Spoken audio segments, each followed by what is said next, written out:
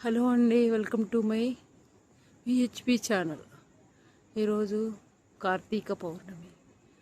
ఈ పౌర్ణమి రోజు శివాలయాలు, విష్ణాలయాలు చాలా శోభాయమానంగా విలసిల్లుతాయి. ఈరోజు అందరూ పూజలు చేస్తారు. కార్తీక పౌర్ణమి రోజు ఉదయాన్నే అంటే ఈరోజు నాలుగో తేదీ నుంచి సాయంత్రం 9 నుంచి 5వ తేదీ సాయంత్రం 7 వరకు కార్తీక పౌర్ణమి గడియలు ఉన్నాయన్నమాట. అందుకని 5వ తేదీ అందరూ ఏకోజామునే లేచి ప్రాతకాలంనే పూజ చేసుకుంటే చాలా మంచిదన్నమాట. ఈ కార్తీక పౌర్ణమి రోజు ఉపవాసం ఉంటే చాలా మంచిది. పెద్దవాళ్ళు, చిన్న పిల్లలు, అనారోగ్యంతో ఉండేవాళ్ళు ఉపవాసాలు ఉండకండి. కార్తీక పౌర్ణమి రోజు 365 ఒత్తులు వెలిగించండి. పిండి దీపాలు, ఉసిరి దీపాలు వెలిగించండి. తులసి కోట దగ్గర, దేవాలయంకి వెళ్ళలేని వారు తులసి కోట దగ్గర వెలిగించవచ్చు.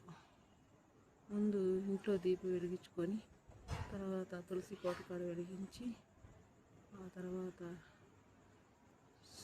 మన ఇంటి సింహద్వారం గడపల దగ్గర వెలిగించాలి.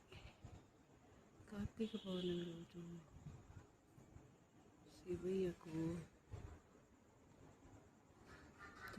తెల్ల జిల్లేడు పూలు కానీ, గన్నేరు పూలు కానీ, ఉమ్మెత్త పూలు కానీ, శంకు పుష్పాలతో పూజలు చేయొచ్చు. తర్వాత విష్ణువుకు శంకు పుష్పాలు, పారిజాత పుష్పాలు పూజ చేస్తే చాలా మంచిది. తులసి మాల కానీ, తులసి దళాలతో కానీ పూజ చేస్తే విష్ణువు సంతోషించి మనకు అష్టైశ్వర్యాలను ఇస్తాడు. రేపు కార్తీక పౌర్ణమి రోజు కృత్తికా నక్షత్రం రానందున మగపిల్లలు ఉన్నవారు ఒక పరిహారం చేసుకుంటే మంచిదని పెద్దలు చెప్తున్నారు. అదేంటంటే ప్రమిదిలో మట్టి ప్రమిద కొత్తది తీసుకొని అందులో నెయ్యి వేసి